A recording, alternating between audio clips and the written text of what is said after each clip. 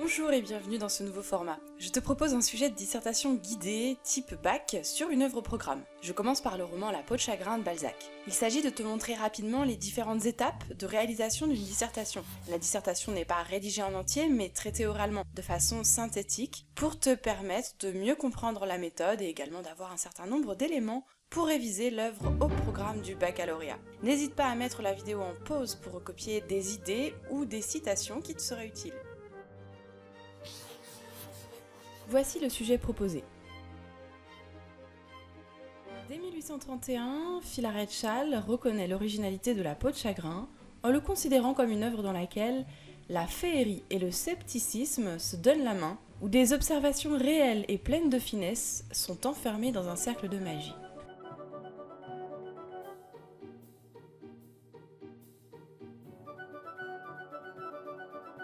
En guise d'introduction, on peut rappeler le fait que Balzac est l'auteur de la monumentale comédie humaine, que chaque roman devient alors la pierre angulaire d'un immense édifice se décomposant notamment en 3 sections, les études de mœurs, les études philosophiques et les études analytiques. La peau de chagrin, dont le titre est devenu célèbre par son passage dans la langue courante, je te rappelle que l'expression signifie quelque chose qui se réduit progressivement et inexorablement. Donc le roman est publié en 1831, d'abord dans les romans et contes philanthropiques, puis en 1834 dans les études philosophiques.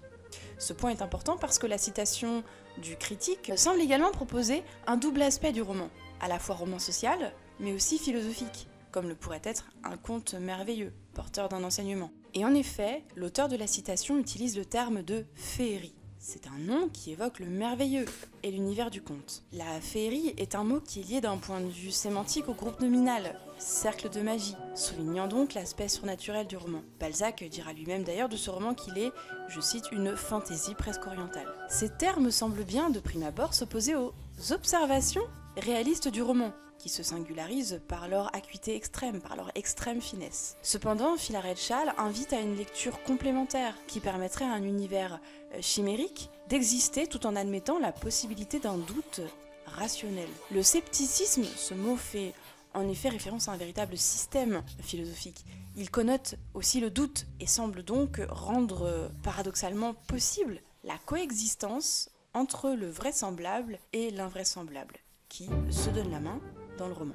Alors la citation, on a un droit de se demander si elle ne fait pas aussi allusion au genre fantastique, qui se caractérise par le doute, par l'hésitation, ainsi que, comme tu le sais, par l'irruption du surnaturel au sein du réel. Quoi qu'il en soit, Philarète-Chasles semble bien refuser d'opposer la féerie à ce qui ferait la singularité de l'écriture balzacienne, à ses observations réelles et pleines de finesse. Et c'est là que l'on tient le sujet. Ainsi, ces observations fines de la société du 19e siècle seraient intégrées, voire soumises à la dimension surnaturelle du roman. Comme l'indique la tournure verbale, sont enfermées dans un cercle de magie. Par conséquent, la citation de Philarète-Chasles nous invite à interroger la coexistence possible entre une écriture réaliste et une autre, celle qui serait propre au cercle de magie. À cet égard, nous nous demanderons dans quelle mesure La peau de chagrin peut se lire comme un roman qui contient les principes d'une écriture réaliste, tout en ayant recours au merveilleux comme au surnaturel.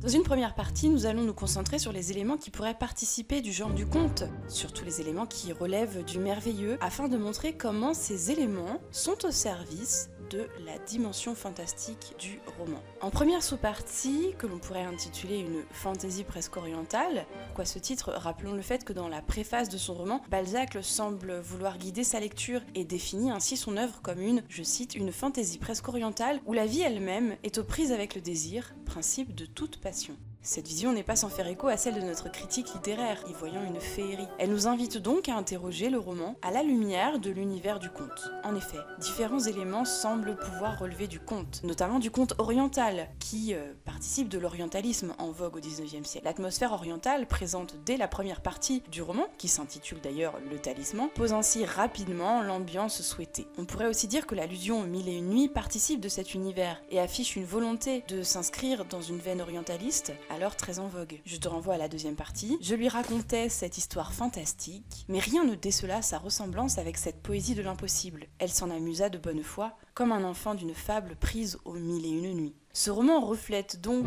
d'abord l'engouement du lectorat français du 19e siècle pour ce qu'il imagine être l'Orient. La peau de chagrin, par ailleurs, qui est un objet magique qui permet de réaliser les désirs de celui qui le possède, n'est pas sans nous faire penser aussi à la lampe d'Aladin, histoire que l'on retrouve dans Les Mille et une Nuits. Ainsi, l'atmosphère orientale dans laquelle s'ouvre le récit contribue à renforcer la dimension merveilleuse propre à l'histoire de Raphaël de Valentin. À ce titre, on pourrait également s'appuyer sur les nombreuses descriptions des objets mystérieux que contiennent les boutiques d'antiquité dans la première partie au début du roman, et qui préparent l'arrivée du fantastique. Deuxième sous-partie, la peau de chagrin, un objet magique. Effectivement, dans le Paris de 1830, Raphaël de Valentin entre en possession d'une peau qui possède différents pouvoirs. Elle pourrait réaliser les désirs de son possesseur et se rétrécit mystérieusement à chaque fois qu'un souhait est réalisé. C'est un objet tellement important, sa place est tellement centrale qu'il donne à ce roman son titre. D'ailleurs, la découverte initiale de la peau de chagrin chez l'antiquaire est auréolée de mystère. Par un phénomène inexplicable au premier abord, cette peau projetait au sein de la profonde obscurité qui régnait dans le magasin des rayons si lumineux que vous eussiez dit d'une petite comète. Contribuant à la dimension mystique de l'objet,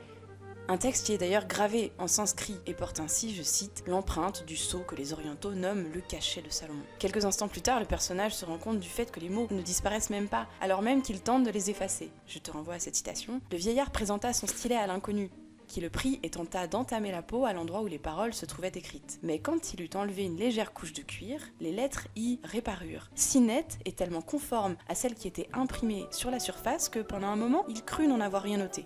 Ainsi, tu l'auras compris, les propriétés magiques de la peau sont attribuées à son origine orientale. Enfin, le lecteur lui-même s'aperçoit de détails surnaturels qui échappent d'abord à Raphaël. Je te renvoie à cette citation lorsqu'il sort de chez l'antiquaire. Aveuglé par une sorte de délire, il ne s'aperçut même pas de l'incroyable ductilité de la peau de chagrin, qui, devenue souple comme un gant, se roula sous ses doigts frénétiques et put entrer dans la poche de son habit où il l'a mis presque machinalement. Le narrateur semble donc dès le début du récit affirmer la dimension merveilleuse de cet objet. Ainsi, si au début du roman le personnage n'hésite pas à manifester son scepticisme sur ce qu'il nomme les superstitions de l'Orient, il admettra rapidement qu'il s'agit finalement d'une peau magique. À la fin du roman, il dévoilera d'ailleurs à Pauline sa dimension magique et aussi allégorique, en disant « Ceci est un talisman qui accomplit mes désirs et représente ma vie ». Un objet merveilleux donc, Balzac insiste néanmoins avec précision sur le décor. Un objet magique, certes, mais la ville de Paris est présente à travers ses rues, ses ponts, ses monuments de façon significative. Et par ailleurs, le roman se situe à une époque bien précise, entre la fin de la Restauration et le début de la monarchie de Juillet. L'ancrage est donc bien réaliste. Comment donc expliquer la coexistence entre ces deux dimensions, à la fois féerique et réaliste ? Selon le grand critique Todorov, le fantastique trouve d'ailleurs son origine, je cite, « dans un monde qui est bien le nôtre ». Ainsi, le cadre quotidien et banal du Paris de 1830 est un cadre idéal pour permettre l'éruption du fantastique. Ainsi, on peut dire que la dimension fantastique du roman, dont participe le climat merveilleux propre à l'orientalisme, repose sur le mystère de la peau qui rétrécit au fur et à mesure des souhaits de Raphaël. Mais elle s'enracine aussi dans les différents événements étranges qui se déroulent tout au long du roman et qui interrogent le lecteur. La mort de Raphaël, peau qui scintille, qui ne peut pas se détruire ou qui ressort sèche du puits. Mais à chaque événement étrange vécu par Raphaël, le narrateur semble donner au lecteur la possibilité de choisir entre deux interprétations. Ainsi, afin d'expliquer ces différents phénomènes mystérieux, le narrateur convoque souvent une autre possibilité, attribuée au sommeil ou à un trouble dans les perceptions de Raphaël, qui est épuisé psychologiquement. Ou encore, éventuellement, la cause pourrait être son imagination de poète. Voici quelques citations justement qui te permettraient de justifier cette hésitation propre au fantastique. En passant la main sur son front pour en chasser le sommeil, le jeune homme sentit distinctement un vent frais, produit par je ne sais quoi de velu, qui lui effleura les joues et il frissonna.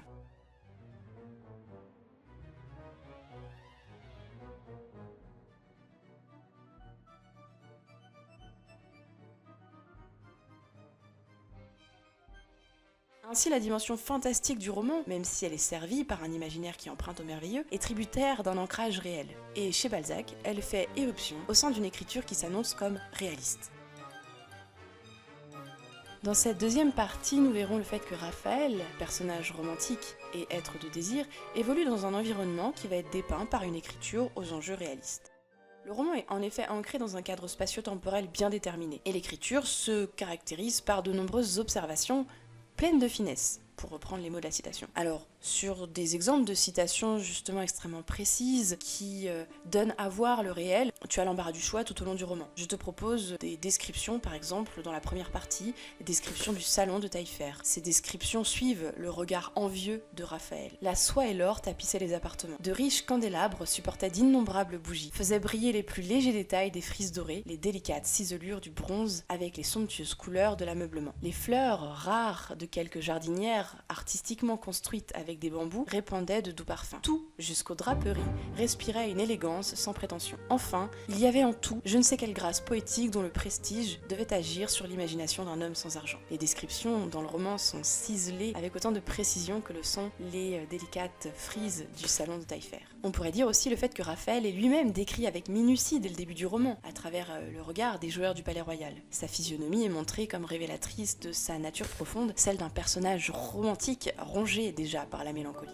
Au premier coup d'œil, les joueurs lurent sur le visage du novice quelque horrible mystère. Ses jeunes traits étaient empreints d'une grâce nébuleuse. Son regard attestait des efforts trahis, 1000 espérances trompées. La morne impassibilité du suicide donnait à son front une pâleur mate et maladive. Un sourire amer dessinait de légers plis dans les coins de sa bouche et sa physionomie exprimait une résignation qui faisait mal à voir. Raphaël là est comme un livre ouvert, prêt pour la lecture, comme l'indique le fait que les joueurs peuvent lire le désespoir sur ses traits. Le lecteur comprend alors déjà que l'énergie vitale du personnage est déjà presque épuisée. Donc tout l'enjeu de ces descriptions que tu vas rencontrer tout au long du roman, c'est bien de donner à voir au-delà des simples apparences. Chez Taillefer, Raphaël fera connaissance avec une courtisane, Aquilina, mais il parvient assez vite à voir au-delà du masque enchanteur du personnage. Je te renvoie à cette citation. Quoique cette fille dût savoir rire et folâtrer, ses yeux et son sourire effrayaient la pensée. Un peu plus loin, nous avons une description somptueuse de Phrasie, avec des références merveilleuses à la mythologie. Mais le narrateur les démasque toutes deux aussitôt. Ainsi, derrière ces allusions parfois empreintes au merveilleux, que l'on retrouve notamment lors du banquet,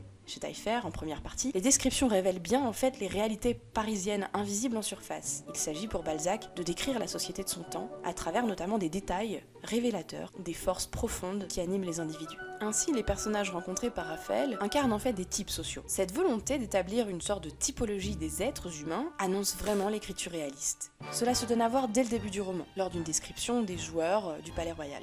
Je cite : « L'amoureux veut mettre sa maîtresse dans la soie, la revêtir d'un moelleux tissu d'Orient, et la plupart du temps, il la possède sur un grabat. L'ambitieux se rêve au fait du pouvoir, tout en s'aplatissant dans la boue du servilisme. Le marchand végète au fond d'une boutique humide et malsaine, en élevant un vaste hôtel d'où son fils, héritier précoce, sera chassé par une licitation fraternelle. » Tout au long du roman, Balzac cherche à révéler la nature double de l'être humain. Ainsi, Balzac nous livre toute une galerie de portraits tels que Fédora, la figure de la riche mondaine, ou encore l'arriviste Rastignac. Finalement, ces personnages représentent certains aspects de la société. De la même façon, le puissant banquier Taillefer aurait en fait fondé sa fortune sur le meurtre pendant la Révolution. Quant à Fédora, la femme sans cœur dont Raphaël tombera amoureux, elle incarne le type même de la coquette vide. L'épilogue nous livrera d'ailleurs sa dimension allégorique à la fin du roman, et en fera l'incarnation de la société mondaine. C'est, si vous voulez, la société.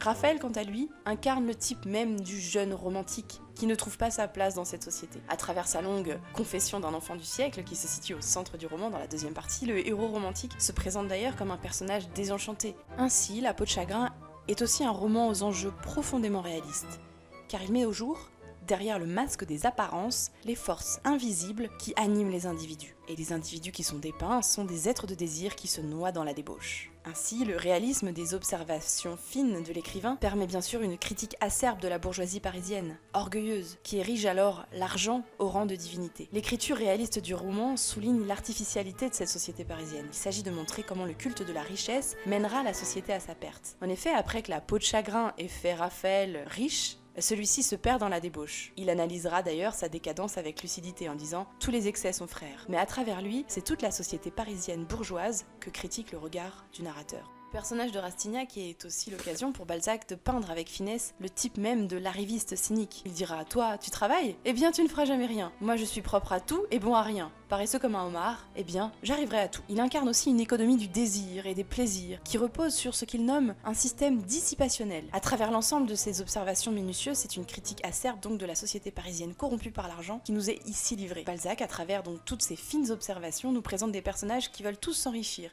et partir à la conquête du pouvoir. Apparaissant donc comme de purs êtres de désir, ils cherchent à profiter sans limite des plaisirs qui leur sont proposés dans la capitale, lieu de toutes les débauches. Raphaël, un personnage romantique qui préférait la vérité au mensonge, l'amour aux passions dévastatrices, la joie de l'esprit au luxe, se perdra pourtant au milieu de ses contemporains.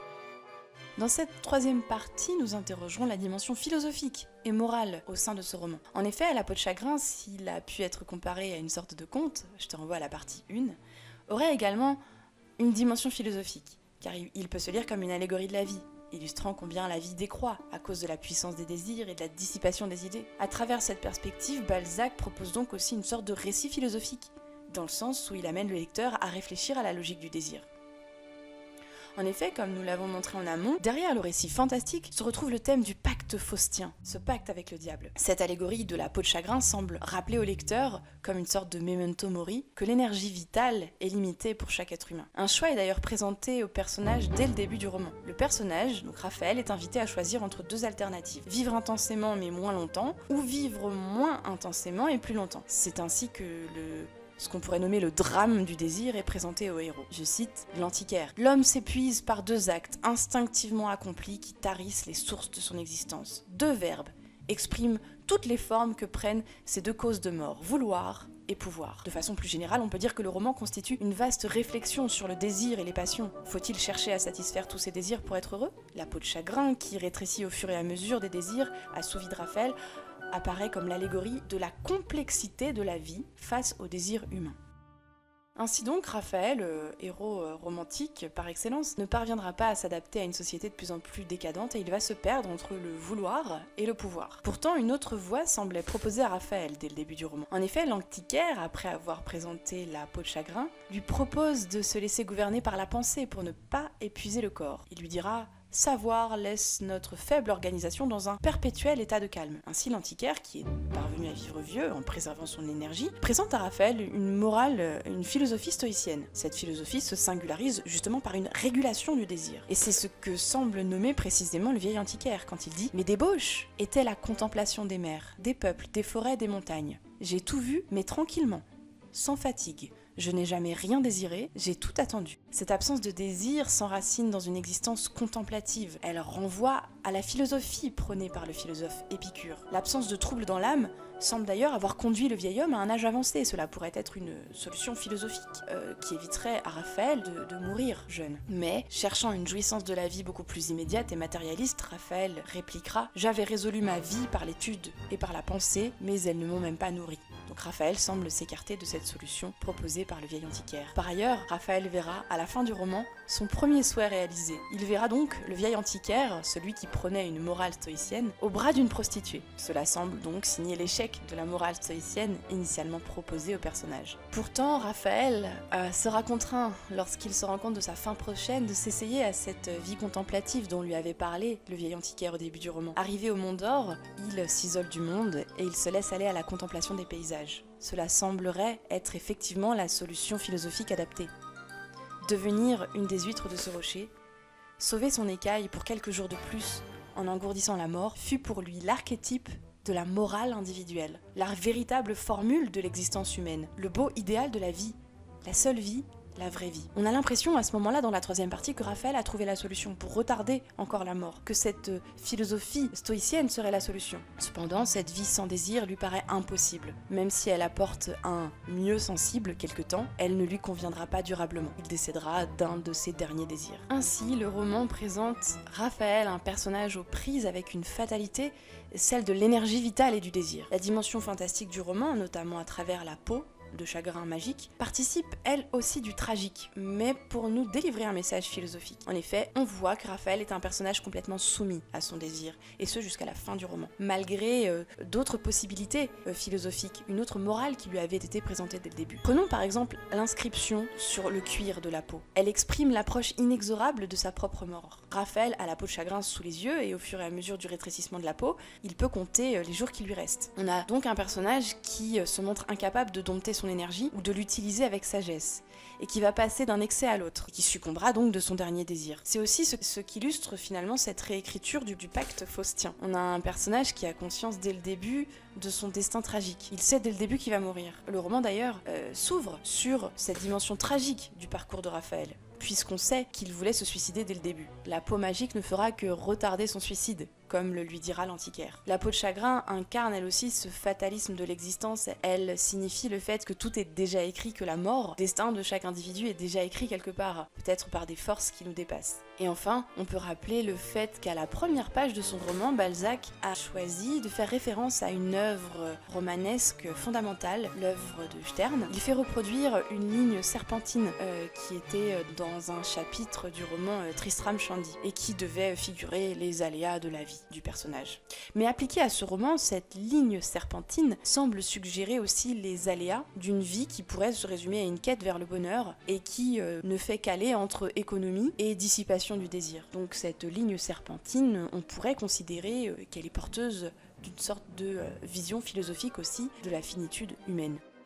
Quelques éléments donc en conclusion, on peut rappeler donc le fait que cette ligne serpentine est vraiment très importante puisqu'elle ouvre le roman. Elle fait effectivement allusion aux complexités que rencontre l'être humain au sein d'une vie, mais peut-être qu'elle fait aussi référence à la richesse d'imagination dont fait preuve l'écrivain qui mêle le fantastique au réalisme dans un roman finalement philosophique qui retrace les déboires d'un jeune personnage romantique aux prises avec la société parisienne bourgeoise du 19e siècle. Finalement, elle signifie la dimension hétéroclite de cette œuvre romanesque qui voit différentes esthétiques se donner la main, pour reprendre les mots de la citation. On a effectivement l'esthétique du conte oriental qui peut caractériser certains passages, qui va aussi bien participer à la dimension fantastique du roman qu'à sa dimension philosophique ou réaliste. Ainsi, La peau de chagrin apparaît alors comme un roman qui annonce une volonté d'écriture réaliste, tout en faisant la part belle à une vision poétique de l'écriture. L'invraisemblable féerie participe du plaisir romanesque, tout en servant un idéal de vérité.